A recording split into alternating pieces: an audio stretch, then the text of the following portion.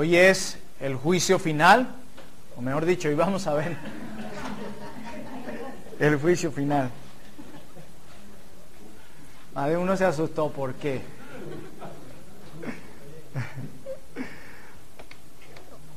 Vamos hoy en nuestra clase sobre el juicio final, el gran juicio del trono blanco. Ya estamos finalizando nuestro curso de escatología sobre la doctrina de los últimos tiempos, y solo, según el programa de enseñanza que organizamos el pastor Rubén y mi persona, solo nos queda desglosar la idea del juicio final, que es parte de lo que vamos a ver hoy, y en una próxima clase, cielos nuevos y tierras nuevas. O sea que hoy vamos a ver una parte del juicio final, el próximo miércoles otra parte del juicio final, y el tercer miércoles culminamos el curso viendo cielos nuevos y tierra nueva. Y yo creo en particular que, espero que haya sido el caso de ustedes, que así como a mí el Señor nos haya dado mucha luz acerca de los eventos finales, estoy seguro que muchos nos hemos dado cuenta que la escatología bíblica es mucho más práctica de lo que nosotros pensábamos. Se nos presentó la escatología como algo confuso, como algo a lo que solamente una élite de la iglesia podía entender y otros no, pero resulta que no es así. Una doctrina tan esperanzadora y tan hermosa no puede ser una doctrina que nuestro Dios nos revele en chino. Nuestro Dios nos la tiene un mensaje tan hermoso, tan esperanzador y tan importante para su pueblo, no puede ser un mensaje tan confuso. Y hemos visto diferentes temas. Y como lo hemos dicho en las clases anteriores, los que no han visto todo el curso, les animo a ver todas las clases para que puedan tener una idea completa de lo que estamos viendo. Los que quieran la clase en un pendrive pueden acercarse, están aquí en la laptop y se les pasan todas las clases, si no en YouTube, se han subido todo el curso y así poder entender todo lo que tenemos acá. Hermanos, sin más preámbulo, yo quisiera hablar un poco sobre este tema del juicio final. Y cuando nosotros pensamos en juicio final, hay muchas cosas que vienen a nuestra mente y es una doctrina aterradora y al mismo tiempo también es esperanzadora, como veremos hoy. Nosotros vivimos en un mundo, y no es un secreto para ninguno de nosotros que vivimos en un mundo donde reina la injusticia y el hombre es un ser injusto que clama continuamente por justicia. Ese es el mundo en el que vivimos, un mundo lleno de injusticia donde los injustos piden justicia. Ese es el mundo en el que vivimos. Y eso que acabo de decir es un poco paradójico. ¿Por qué? Esa paradoja de que cómo alguien injusto puede pedir justicia, ¿verdad que sí? Nosotros continuamente cometemos muchas injusticias. De hecho, a veces usted anda en la calle y usted ve cómo la persona viola las leyes constantemente. Pero esa misma persona que viola la ley, esa misma persona quiere que se cumpla la ley. Una paradoja, ¿verdad? La Biblia nos enseña por qué en el corazón del hombre hay ese anhelo por la justicia, a pesar de lo injustos que somos. La Biblia dice que el hombre fue creado a la imagen de un Dios justo. Y aunque esa imagen fue distorsionada en el hombre por causa del pecado, esa imagen no fue completamente destruida en el hombre. El hombre fue hecho a la imagen de Dios, el hombre tiene la capacidad de relacionarse, de comunicarse, nuestro Dios es justo. Hay de esa justicia o de ese deseo de justicia en nosotros. Y esa imagen que, como les dije, que está en nosotros, se distorsionó cuando entró el pecado, pero no la perdimos. Por eso todavía hay ese anhelo de justicia, pero como fue marcada por el pecado, actuamos nosotros también con injusticia. Alguien decía que es como cuando nos vemos reflejados en un espejo cóncavo o un convexo. Vemos nuestra imagen, pero de manera distorsionada. Aquí lo hemos ejemplificado con el ejemplo de la cuchara. Usted coloca una cuchara, si le decimos acá, en la parte trasera, y usted se ve su rostro allí y lo ve diferente, ¿verdad? Ese es su rostro, pero lo ve distorsionado. Bueno, eso fue lo que pasó en el hombre. El hombre no perdió la imagen de Dios, solo que esta imagen fue distorsionada debido al pecado. Y en nuestro mundo caído muchas veces el mal triunfa, ¿cierto? ¿No les ha tocado pasar eso? Alguien también lo ilustraba así. Ustedes, cuando nosotros estamos viendo una película, y si es de eso de crímenes o de injusticia, donde hay el típico policía audaz, que se la sabe toda más una, Y ustedes saben que, ustedes como están de este lado de la pantalla, ustedes vieron lo que pasó. Secuestraron a la jovencita, la golpearon, le hicieron aquello. Y ustedes están en toda la película expectante que llegue el policía y encuentren al delincuente y y usted de repente ve en el DVD, ve que todavía por el minuto 30 usted dice, todavía falta, porque eso, la película en minutos son 2 horas y casi al final donde pasa eso. Pero cuando sucede eso, usted hace esto como, se hizo justicia. ¿No le ha pasado así cuando está viendo una película? ¿Y eso por qué? Por ese hambre de justicia que todos tenemos debido a que hemos sido hechos a la imagen de un Dios justo. Pero nosotros vivimos en un mundo caído donde a veces, muchas veces, la mayoría de las veces, el mal triunfa. Nosotros vivimos en un mundo donde el justo es pisoteado y nos sentimos impotentes ante esa realidad, ¿o no? Creo que todos estamos ahí de acuerdo. ¿Cuánto nos gustaría ver que en el mundo se hiciera justicia? ¿Cierto? Pero no una justicia a medias o amañada por los intereses de los poderosos. Nos gustaría más bien a cada uno de nosotros ver actuando a un juez completamente imparcial que juzgará con total equidad a los hijos de los hombres, un juez que no fuese susceptible de error o engaño, un juez que no se dejara sobornar y cuya sentencia de ese juez no pudiera ser burlada, cambiada o evadida. Ese es el sueño de todos, ¿cierto? La Biblia nos enseña, como veremos hoy, que algún día todos nosotros nos enfrentaremos a un juez así. Un juez imposible de sobornar, un juez que juzgará con total equidad, un juez que no es susceptible al error o al engaño, un juez que no puede ser sobornado, ni su sentencia burlada, cambiada o evadida. Un día nosotros estaremos frente a un juez así. Todos, absolutamente todos, compareceremos delante de un tribunal en el que seremos juzgados con justicia y cuyo veredicto no podrá ser apelado porque estará basado en una norma perfecta de juicio y porque no habrá ningún tribunal superior al cual podamos apelar. Iremos ante el tribunal superior por encima de todo. Y es sobre eso que quiero que hablemos hoy, sobre ese acontecimiento. En esta tema sobre el juicio final vamos a desarrollar 4 preguntas. ¿Quién es el juez que presidirá este tribunal con el cual un día nos tendremos que enfrentar todos? ¿Cuándo será ese juicio? ¿Quiénes serán juzgados en ese juicio? ¿Y cuál será el criterio sobre el cual seremos juzgados? En esta noche yo solo voy a responder las primeras 3 preguntas. El quién, el cuándo y quiénes. ¿Quién es el juez? ¿Cuándo será el juicio? ¿Y quiénes serán juzgados? Es basado en esas 3 preguntas que se va a desarrollar mi clase de esta noche. Amén. Sin más preámbulo vamos a ver la primera pregunta. ¿Quién es el juez que presidirá ese tribunal? ¿Quién es? Y yo quiero dejar algo bien claro antes de desarrollar mi clase, y es que yo estoy evadiendo muchísimos pasajes bíblicos, muchos por cuestiones de tiempo. Si algunos quieren un desarrollo más amplio, al final del curso nos piden el material que estamos usando y se lo hacemos llegar con todo gusto.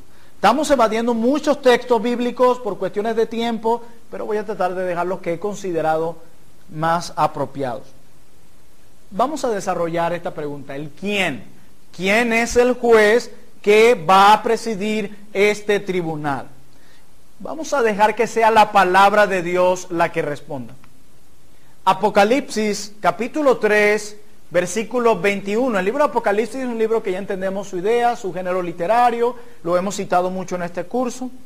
Miren lo que dice Apocalipsis 3:21, dice: al que venciere le daré que se siente conmigo en mi trono, así como yo he vencido y me he sentado con ¿quién? Con mi padre. O sea, está hablando un hijo aquí. Y me he sentado con mi Padre en su trono. ¿De quién se estará refiriendo? Así es. Ya es interesante aquí entender algo en relación a la palabra trono. La palabra trono nos indica que allí se sienta alguien que tiene autoridad para gobernar y para juzgar. Nos está hablando de alguien que es soberano.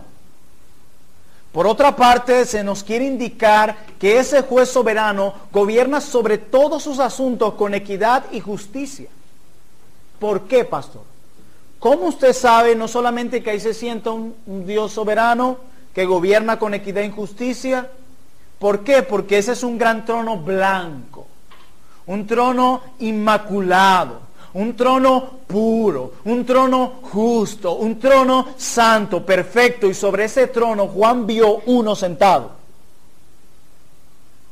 Nos preguntamos, ¿quién es el que está sentado en el trono?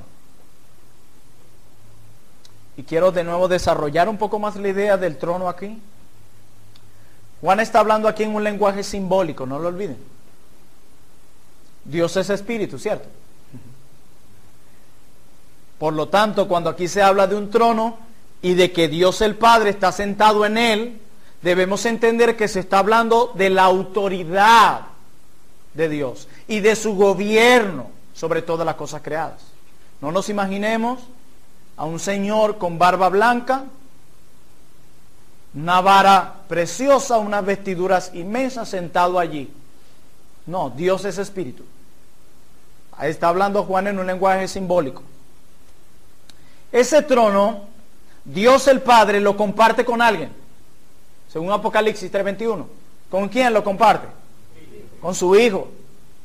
¿En virtud de qué? En virtud de la obra mesiánica de su Hijo. Ese trono nos habla de autoridad. Ambos están sentados en el trono. Y es interesante porque si no vemos esto como algo simbólico, nos imaginamos a dos personas ahí apretaditas en un trono y dirán, bueno, eso tiene que ser ancho para que quepan los dos. No, eso es simbólico. Ambos están sentados en el trono, ambos compartiendo la autoridad, ambos compartiendo el juicio, ambos. Lo más apropiado sería decir aquí, para entender la idea entre el Padre y el Hijo, quien hace este desarrollo aquí. Lo más apropiado sería decir que el juez de ese tribunal del juicio final, ¿quién es? El Padre, así es, Dios, quien juzgará a todos los hombres por medio de ¿quién? Del Hijo, es decir, que ha delegado el juicio a su Hijo. El Padre delegando el juicio a su Hijo. ¿Entendemos hasta ahí? Vamos a dejar que sea la palabra de Dios la que responda. Vamos ahora a uno de los evangelios donde podemos entender esto con más claridad. Juan capítulo 5, vamos a leer verso 22 y verso 26 y 27. Dice Juan, aquí dice el evangelio según San Juan, lo siguiente: porque el Padre a nadie juzga. ¿Ven eso? Porque el Padre a nadie juzga, sino que todo el juicio dio ¿a quién? ¿Se acuerdan lo que veíamos algo? Delegar, Él delega. Dios es el juez, Dios Padre, Él delega a su Hijo. Dice, sino que todo el juicio dio a su Hijo. Mira el verso 26. Porque como el Padre tiene vida en sí mismo, así también ha dado al Hijo el tener vida en sí mismo. Verso 27. Y también le dio ¿qué? Autoridad. ¿Qué es lo que simboliza el trono? Autoridad.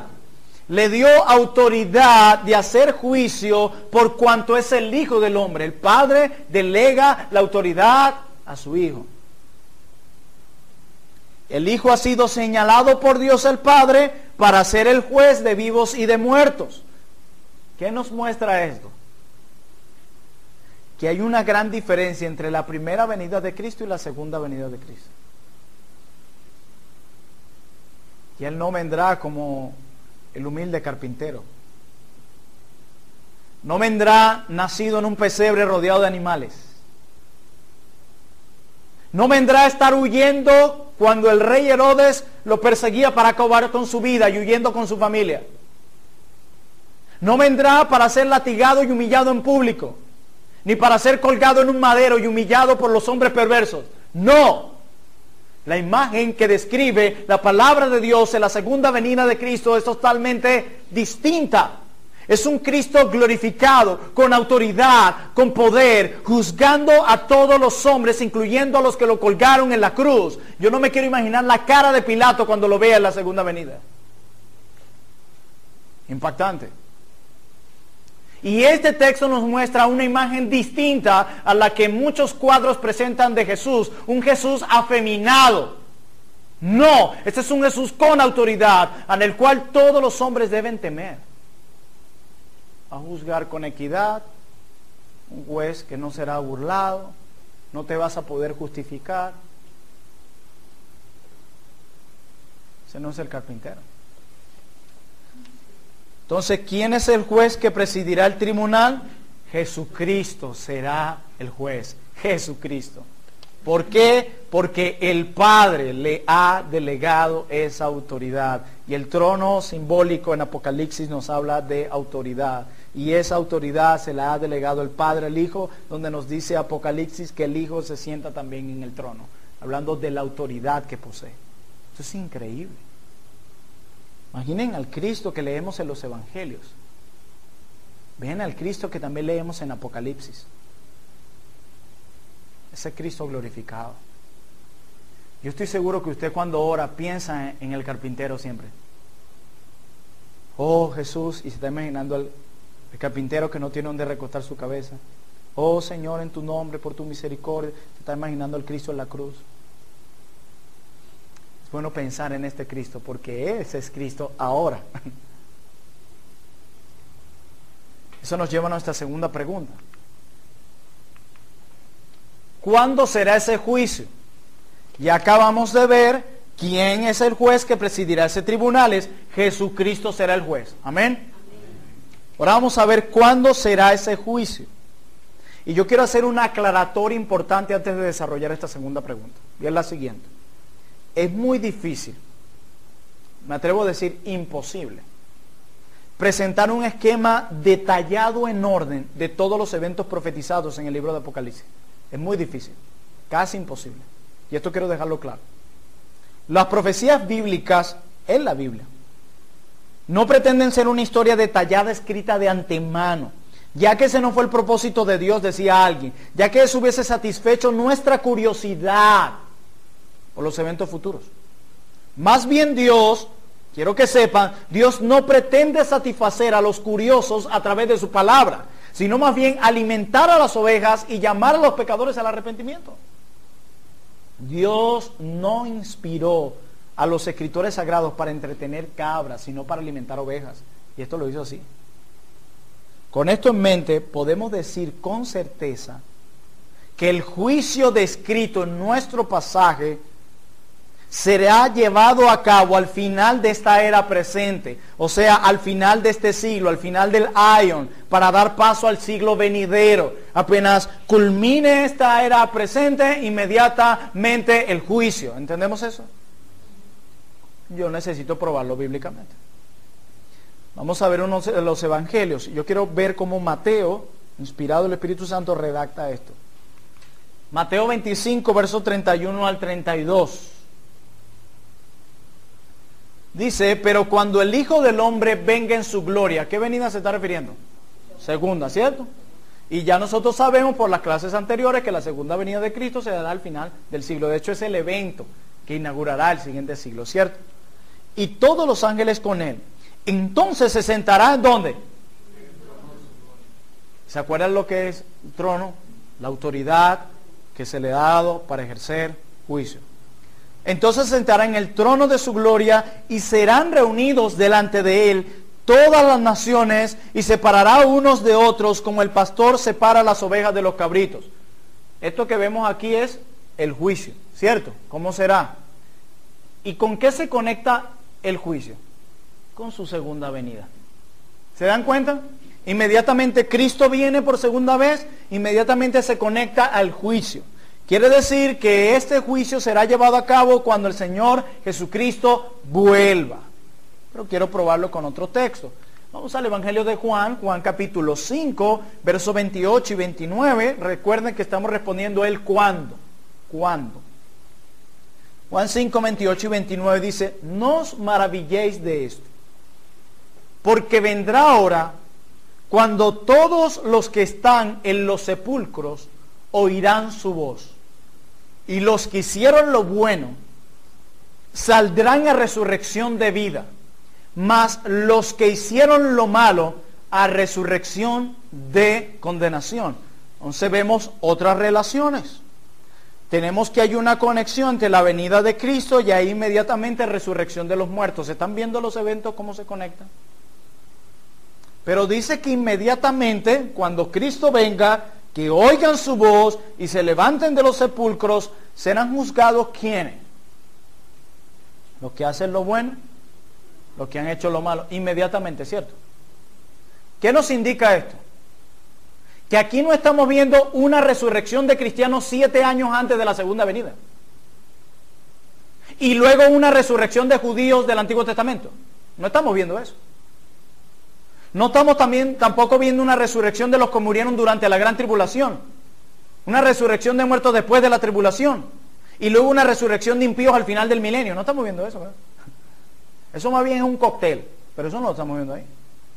Solo aquí en nuestro texto, y podemos comprobarlo con otros pasajes, solo se menciona una resurrección. Justos e injustos al mismo tiempo. Resurrección y juicio. Inmediatamente. No un sub y baja, ya vengo, ya regreso, ya voy, vuelvo a venir. No hay nada de eso. Para resumir esto que hemos dicho, que el gran juicio del Apocalipsis que leímos se realizará al final de esta era presente, cuando el cielo y la tierra sean removidos para dar paso al cielo nuevo y la tierra nueva, como lo veremos en una clase, cuando todos los muertos sean resucitados, cuando el Señor Jesucristo vuelva por segunda vez. Estos eventos están allí al instante. Esto confirma una vez más el hecho de que el esquema escatológico de las Escrituras es muy simple. No quiero decir con esto que no haya detalles complicados en la escatología. Hay detalles complicados. Sí que los hay. Pero esto nos muestra que el esquema escatológico es muy simple. Venida de Cristo, allí mismo. No hagan otro cuadro. Imagínense que tenemos, este es un solo evento. Venida de Cristo, resurrección, juicio. Cristo viene. ¿Quién va a llamar con voz a todos los muertos? Este es Cristo que llegó. ¿Y quiénes van a ser juzgados? Todos los que resucitaron. ¿Se entendió? Un solo evento. Creo que eso quede claro. Un solo evento. ¿Ok? Entonces, en cuanto al quién juzgará, tenemos a Jesucristo, ¿cierto? ¿Quién le delegó esa autoridad a Cristo? Dios Padre. Muy bien. En cuanto al ¿cuándo será este juicio? Al final del siglo, junto con la segunda venida de Cristo. De hecho, la segunda venida de Cristo es la que inaugura el siglo venidero. Y allí mismo tenemos eventos inmediatos, que está la resurrección y el juicio. ¿Ok? Ahora pasemos por último a ver el quiénes serán juzgados. Ya vimos el quién va a hacer el juicio, cuándo se va a llevar a cabo. Ahora veamos el quiénes serán juzgados. De nuevo, necesitamos probar y responder a estas preguntas con la Biblia. Vamos de nuevo al libro de Apocalipsis, Apocalipsis 20, versículos 12 al 13. Miren lo que está viendo Juan acá. Recuerden el simbolismo. Dice Apocalipsis 20, 12 al 13. Y vi a los muertos, grandes y pequeños, de pie ante Dios, y los libros fueron abiertos, y otro libro fue abierto, el cual es el libro de la vida, y fueron juzgados los muertos por las cosas que estaban escritas en los libros, según qué. Verso 13. Y el mar entregó los muertos que había en él. Entregó los muertos que había en él, y la muerte, ¿y qué más? Y el Hades. Ese es, me falta un versículo ahí, ¿verdad? No, y la muerte y el Hades entregaron los muertos que habían en ellos y fueron juzgados cada uno según qué. Muy bien. En su visión Juan, que tenemos aquí, vio simplemente a todos los seres humanos. Esa idea grande sin pequeños no se imaginen, enanitos y hombres grandotes. Acuérdense del simbolismo. En su visión Juan vio simplemente a todos los seres humanos de todos los tipos, de todas las edades, de todas las épocas, en igualdad de condiciones, de pie ante Dios, ricos y pobres, ricos y esclavos, negros y blancos, creyentes y incrédulos, todos. Es lo que está diciendo aquí. Pero como no podemos sacar doctrina de un solo texto, vamos a ver otros textos sobre esto. Vamos a ir ahora a una carta apostólica. Vamos a la segunda carta de Pablo a los Corintios, capítulo 5, versículo 10. Dice Pablo, porque es opcional, necesario, que algunos, que todos, ustedes, nosotros, está hablando en primera o tercera persona, que todos nosotros, gramática necesaria urgentemente, porque es necesario que todos nosotros, se incluye él, se incluye Pablo, comparezcamos ante el tribunal de Cristo para que cada uno reciba según lo que haya hecho mientras estaba en el cuerpo, sea bueno o sea malo. Todos. Se incluye nada más y nada menos que el apóstol Pablo. Algunas personas, y no olviden el texto de Apocalipsis 20 que leímos hace rato. Algunas personas dicen que solo los impíos estarán en ese juicio que habla Apocalipsis 20.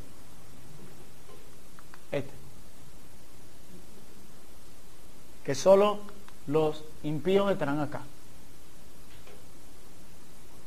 Y uno de los argumentos que usan es el hecho de que el verso dice, la muerte y el Hades entregaron sus muertos.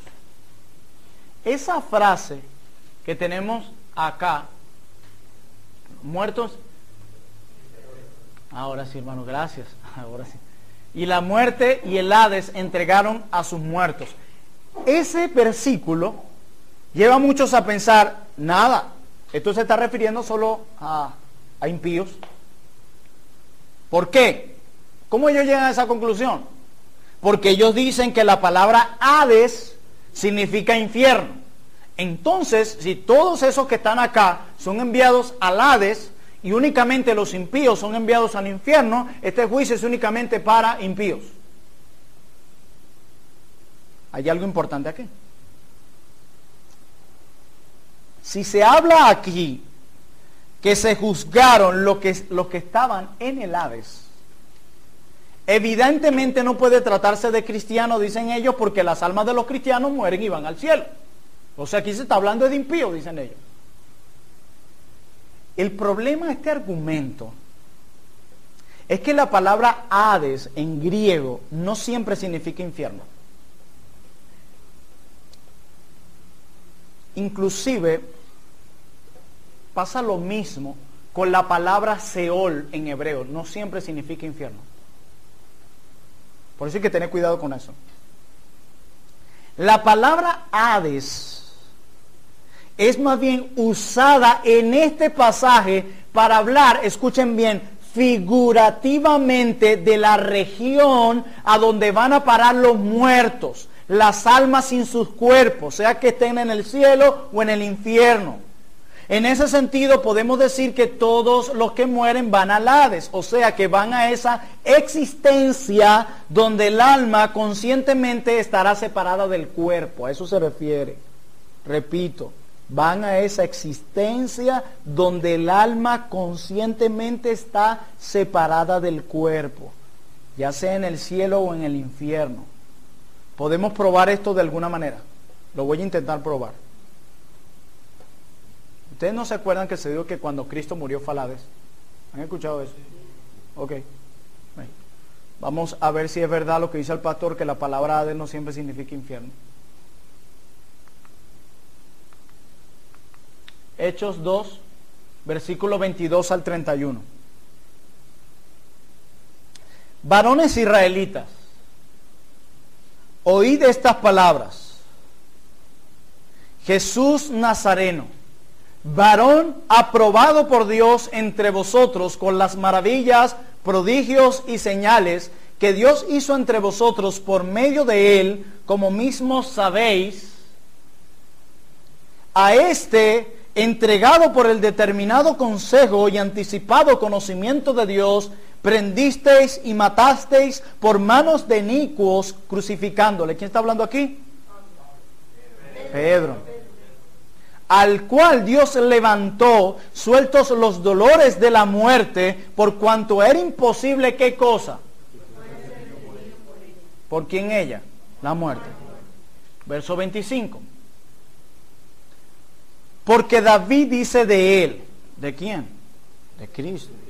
Veía al Señor siempre delante de mí, porque está a mi diestra, no seré conmovido. Por lo cual mi corazón se alegró y se gozó mi lengua, y aún mi carne descansará en esperanza, porque no dejarás mi alma, ¿a dónde? No dejarás. O sea, es como que el alma va a estar ahí, solo que no la vas a dejar siempre ahí, pero ya va a estar ahí. Está refiriendo, ¿de quién está hablando David? ¿De quién? De Jesús, así es. Y mira lo que está hablando David, porque no dejarás mi alma en el Hades, ni permitirás que tu santo vea corrupción.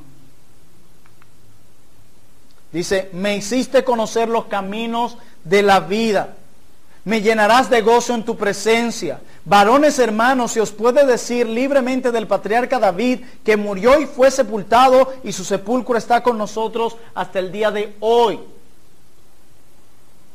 Pero siendo profeta y sabiendo que con juramento Dios le había jurado que de su descendencia, en cuanto a la carne, levantaría al Cristo para que se sentase en su trono, lo cual, como lo vimos en Apocalipsis, así será. Viéndolo antes, habló de la resurrección de Cristo, que su alma no fue dejada ¿dónde? Ni su carne vio corrupción. Si nosotros decimos que la palabra Hades siempre significa infierno, quiere decir que Dios envió a Cristo al infierno allí. Y lo dejó allí en el infierno. Si esto no se entiende correctamente cómo es aplicada esta palabra. Cuando Cristo murió no fue al infierno. Cuando Cristo agonizaba le dijo al ladrón que estaba crucificado a su lado, ¿se acuerda? Que estaría con él, no en el infierno, sino ¿dónde? Y dice las Escrituras que el alma de Cristo no fue al Hades, por lo cual hemos demostrado que la palabra Hades no siempre significa infierno. Hay que tener mucho cuidado con eso.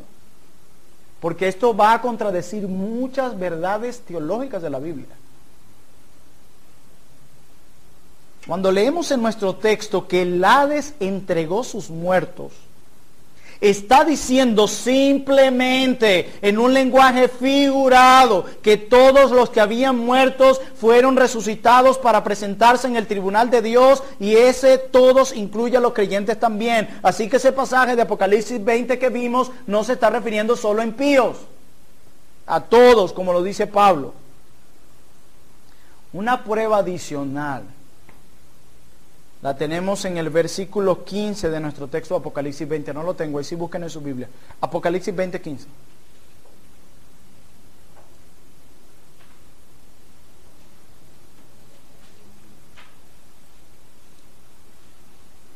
¿Estamos allí? Dice, y el que no se halló inscrito en el libro de la vida, fue lanzado ¿a dónde? ¿Quién fue lanzado al lago de fuego? Ajá, es evidente que muchos fueron encontrados en ese libro y otros no. Entonces, ¿cómo va a ser impío que sí estaba en el libro, impío que no? ¿Cómo es eso? Impío cristiano, ¿cómo sería eso? Sería como esa doctrina loca que está por ahí, que cristiano carnal. Eso es totalmente anticristiano y antibíblico. O eres cristiano, anda según el espíritu o según la carne, no hay punto medio. En el juicio que se nos relata en Apocalipsis 20 que leímos, había personas que fueron buscadas en el libro y no fueron encontradas. Y otras sí. Había personas que fueron buscadas en el libro y sí fueron encontradas. ¿Por qué? Porque en ese juicio había creyentes e incrédulos. Por eso unos sí fueron encontrados y obtuvieron la entrada al cielo, y otros no fueron encontrados y fueron enviados al infierno.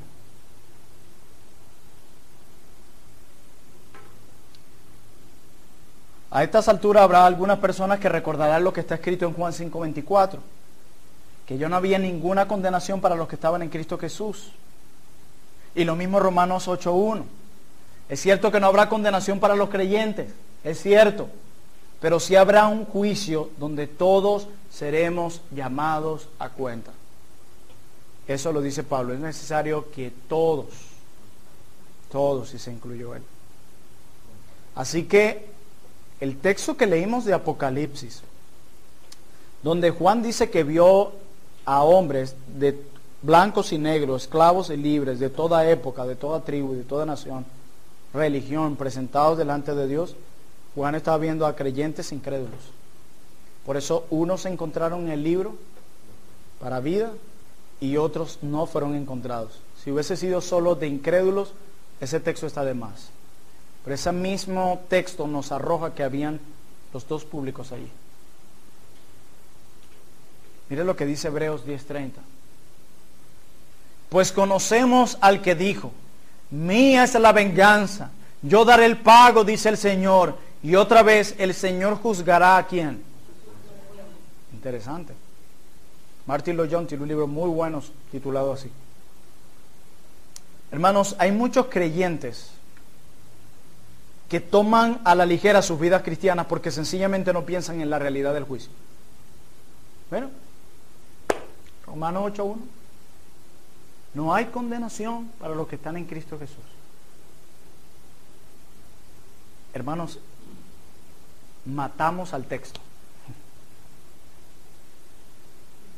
Verso 2, verso 3, verso 4, verso 5. Esto es a los que andan según el Espíritu y no según la carne. ¿Qué está diciendo Pablo? Sí, es cierto.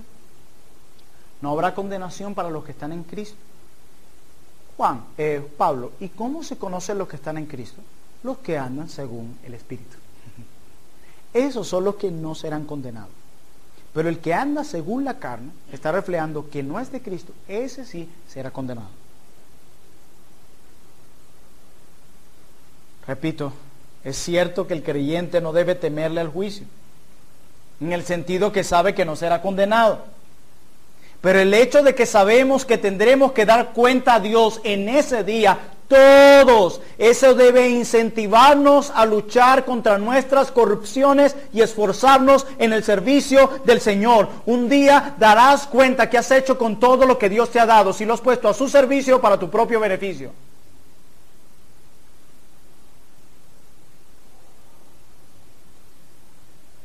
Mire, esa visión ligera que algunos tienen del cristianismo, que todo es gozo y gozo, no es bíblica. La Biblia habla del temor que deben tener los cristianos al pensar que algún día tendrán que dar cuentas de sí en el tribunal de Cristo. Las dos cosas deben estar presentes en el cristiano, tanto el gozo como la reverencia, si somos cristianos verdaderamente. Lo uno como lo otro. Segunda a los Corintios 5:10, porque es necesario que todos nosotros comparezcamos ante el tribunal de Cristo para que cada uno reciba según lo que haya hecho mientras estaba en el cuerpo, sea bueno o sea malo. Obviamente esto se va a desarrollar cuando el próximo miércoles, cuando veamos el criterio para este juicio. Yo solo estoy hablando quiénes. Y hemos visto que todos. Podríamos pensar entonces que no debemos preocuparnos más ya que una vez ya fuimos declarados inocentes y somos salvos y ya, no importa cómo vivamos. Lo dice Pablo en el versículo 11 de esta misma carta, 2 Corintios 5:11, conociendo pues que el temor del Señor. Conociendo el temor del Señor, ¿qué llevaba a Pablo a hacer? Persuadir a los hombres, pero a Dios le es manifiesto lo que somos y espero que también lo sea vuestras conciencias. Increíble. Hermanos, precisamente porque sé que un día tendré que presentarme delante de Dios, mi corazón se llena de temor de persuadir a los hombres, como también leímos anteriormente. Todos. Algunos dirán, pero ¿qué? ¿Se van a exponer lo malo que hemos hecho delante del Señor? Uy, qué oso en el cielo y que se vea todo lo que sea. Debería darnos temor entonces aquí practicar muchas maldades. No creo que ese sea el caso. La Biblia no es muy clara en eso, cómo será. Que sé que estamos llamados a dar cuenta. Hechos 24:15 al 16.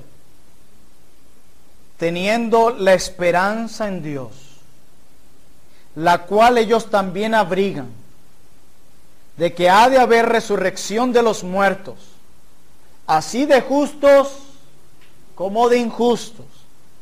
Y ¿por esto qué? Como va a haber resurrección y un día nos vamos a presentar delante de Dios justos e injustos, por esto procuro tener siempre una conciencia sin ofensa ante Dios y ante los hombres, debido a que yo sé que un día me tendré que presentar ante Dios. Lo que impulsa a vivir de esta manera es la realidad de que un día yo también me voy a tener que presentar delante de Dios. Y una cosa es que yo diga ser cristiano y otra cosa es que realmente lo seas. Son dos cosas muy diferentes. Y tú puedes decir misa, tú puedes justificar tu cristianismo como se te dé la gana, pero es ella la que habla. La ley nos juzgará, es ella, sea bueno, sea malo. Cada cosa que hagas, y que debes de hacer. Porque no se trata solo de dejar de hacer lo malo, sino de hacer lo bueno, porque Santiago dice que el que sabe hacer lo bueno, lo que es correcto, lo que manda la Biblia y no lo hace, dice la palabra de Dios, le es pecado.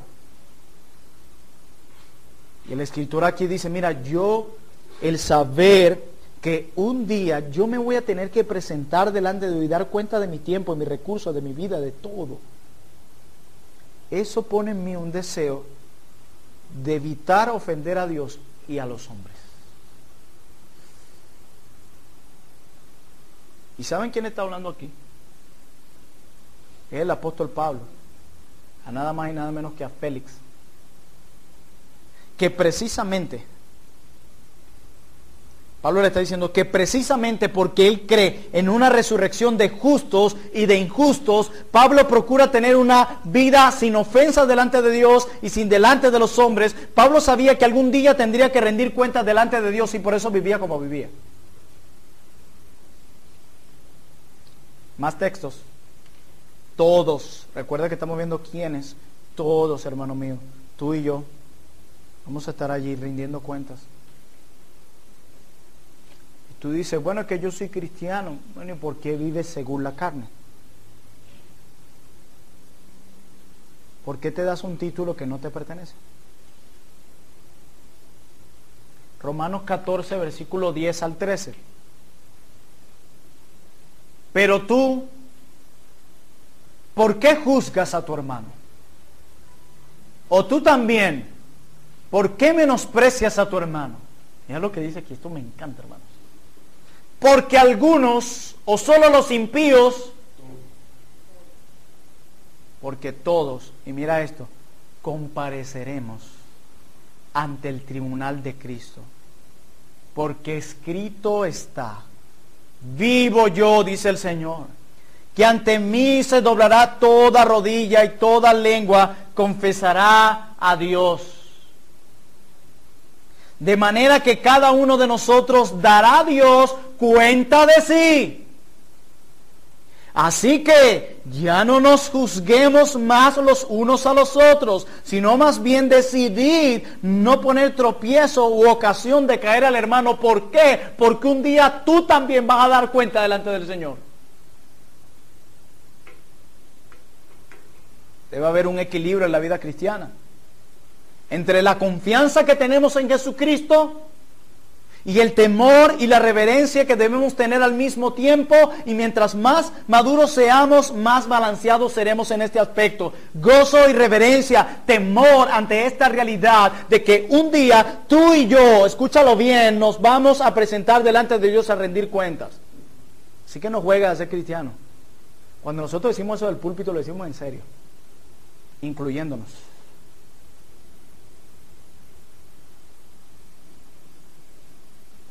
¿Quién le podrá ocultar algo a este juez? ¿quién de ustedes podrá justificarse delante de ese juez? Es que lo hice porque...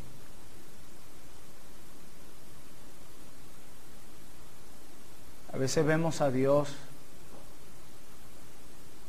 como si fuera una especie, no sé, de un juez común, o un Dios solamente tiernito, una especie de Santa Claus. ¿No ves? Si siéntate en mi pierna y pídeme lo que deseas. Perdón lo que voy a decir, pero es una idea estúpida pensar así de Dios. Dios se mofa de ti cuando piensas de esa manera de Él, porque Él no es así. Él es un juez que juzgará con equidad. Hermanos, Él fue el que mató a Ananías y a Zafira porque vendieron sobre el precio de un terreno. Él fue que arrasó con una nación entera, Sodoma y Gomorra. Él fue el que trajo un diluvio que acabó con toda la raza humana, salvando unos cuantos en una barca. Él fue el que confundió a las naciones en la Torre de Babel. Él fue. De ese Dios es que yo te estoy hablando hoy. No juegues con ese Dios. No te hagas la víctima delante de ese Dios. Ten temor de lo que estás haciendo, de lo que estás pensando, de las cosas, de las motivaciones de tu corazón. Ten cuidado. Porque dice Apocalipsis que todas las obras están escritas ahí. A Dios no se le escapa nada de lo que tú haces y de lo que dejas de hacer. Nada. Por un lado, la Biblia llama a gozarse por Él, por el hecho de haber sido aceptados por Dios en base a la justicia perfecta de Jesucristo. Eso es una verdad cardinal, la obra expiatoria de Jesucristo. No es por nuestras obras que somos aceptados delante de Dios. Si fuese así, ya estaríamos perdidos.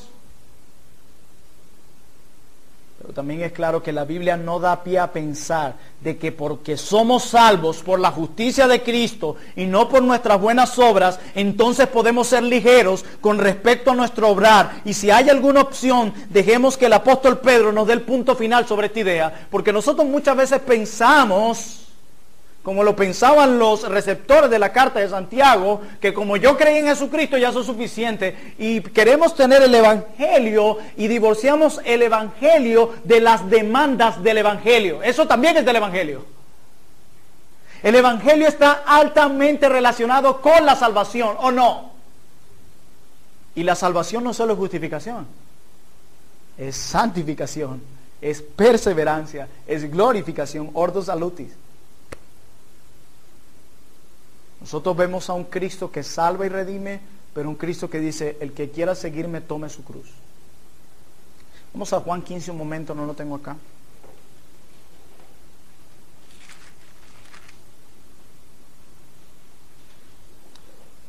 Juan 15, 12. Evangelio según San Juan, capítulo 15, verso 12. ¿Están ahí? Sí. Amén. Este es mi mandamiento, que os améis unos a otros como yo os he amado. Hablando de Jesucristo, quien murió por nosotros. Dice, nadie tiene mayor amor que este, que uno ponga su vida por sus amigos. Todo el mundo deja el Evangelio hasta aquí. Ay, murió por mí. No, las demandas del Evangelio, verso 14, vosotros sois mis amigos si hacéis lo que yo os mando. No puedes divorciar una cosa de la otra, si no, no es Evangelio. La fe sin obras es muerta. Es muerta. Mira lo que dice Pedro. Y con este texto termino. Primera carta de Pedro, capítulo 1, versículo 13 al 17. Primera de Pedro, capítulo 1, verso 13 al 17. Y quiero que veamos los detalles allí. Voy a leerlo con ustedes. Por tanto, ceñid los lomos de vuestro entendimiento. Sed sobrios y esperad por completo en la gracia que se os traerá cuando Jesucristo sea manifestado. Como hijos que solamente han creído y pueden vivir como se les da la gana. ¿Ven cómo conecta Pedro la gracia recibida con la obediencia? ¿Ven la conexión? Eso es Evangelio. como hijos que obedientes. No os conforméis a los deseos que antes teníais estando en vuestra ignorancia. Las demandas del Evangelio. Verso 15. Sino como aquel que os llamó es santo, sed también vosotros, quienes los que han sido salvados, santos en toda vuestra manera de vivir. No en algunas áreas soy santo y en otras actúo como el mundo actúa e intento justificar mi pecado. No. Dice el 16, porque escrito está, sed santos porque yo soy santo. Y Juan nos dice en su primera carta que debemos andar como él anduvo, que debemos seguir sus pisadas. 17, y si invocáis por Padre, o sea, aquel que se hace llamar hijo de Dios, y si invocáis por Padre aquel que sin acepción de personas juzga según la obra de cada uno, si realmente tú lo llamas Padre, si tú realmente te haces llamar su hijo, conducíos en temor, solo los domingos en la iglesia, todo el tiempo de vuestra peregrinación en esta tierra. Aquí voy a congraciar con el mundo. Bueno, es que estamos en un mundo caído y yo no puedo meterme en un monasterio, pastor. Dísele eso al Señor que te juzgará un día y a quien vas a dar cuenta, a ver qué te va a decir. Díselo a Él. Algún día nos presentaremos delante de Dios para dar cuenta de nuestra vida, cada uno. Y ese día cada vez más se acerca. Nuestra vida hasta ahora, escúchenme bien, hasta el día de hoy, 25 de abril del 2018, hasta el día de hoy, nuestra vida ha sido un libro abierto delante de Dios. Como dice Hebreos 4:13, que todas las cosas están desnudas y abiertas ante los ojos de Dios. Hasta el día de hoy nuestras vidas han sido un libro abierto delante de Dios.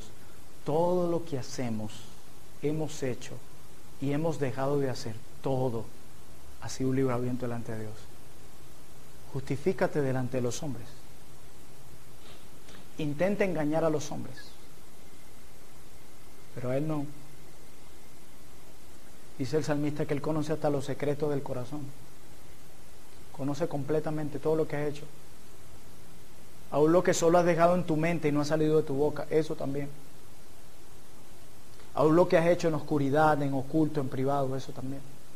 Todo. Espero que Dios hoy nos lleve a un arrepentimiento y a un abandono de esa vida y de reflexionar en muchas verdades. Hermanos, cuando somos salvos, nos es dada la justicia de Cristo, ¿cierto? Lo que conocemos como justificación. Y esta es una justicia que depende únicamente de la fe, no de las obras. Las obras de justicia no nos salvan, ¿verdad que no? Pero estas, las obras, son la forma en la que se nos manda a vivir por la fe para nuestro propio bien. Eso es lo que la Biblia llama santificación. Nosotros no somos salvos por buenas obras. Somos salvos para hacer buenas obras. Decía un siervo del Señor, y el pastor Rubén lo citaba el domingo, no somos porque hacemos. Hacemos porque somos. Yo vivo como vivo y se me demanda vivir así por lo que yo soy, cristiano. Si no vivo así, ¿cuál es el resultado de la ecuación? No eres. 2 más 2, 4. Así es sencillo. Tú y yo nos vamos a presentar un día a rendir cuentas. Tu vida es un libro abierto delante de Dios. Lo que has hecho y lo que has dejado de hacer. Todo. Aún tus lágrimas que han parecido tan hermosas delante de los hombres, si han sido hipócritas, han sido conocidas por Dios. Tranquilo. El que lo debería saber ya lo sabe. Delante del juez que un día te vas a tener que presentar, ya lo sabe. Y ahí se va a presentar el que se llama creyente y aquel que se mofa también de Dios. ese día está ya establecido en el calendario de Dios. Y cada vez está más cerca, ¿no? Resumen. ¿Quién es el juez que presidirá el tribunal? Jesucristo será el juez. ¿Cuándo será ese juicio? Cuando el Señor Jesucristo venga. ¿Quiénes serán juzgados? Todas las personas, no importa su sexo, edad, religión o estatus social. Todos, incluyéndonos. Es necesario que todos, decía Pablo, comparezcamos delante del trono, del tribunal de Cristo. Es necesario. Hermanos míos, esta realidad de que un día nos íbamos a presentar delante del trono de Dios llevaba a Pablo a llevar una vida obediente a Dios y de respeto a los hombres.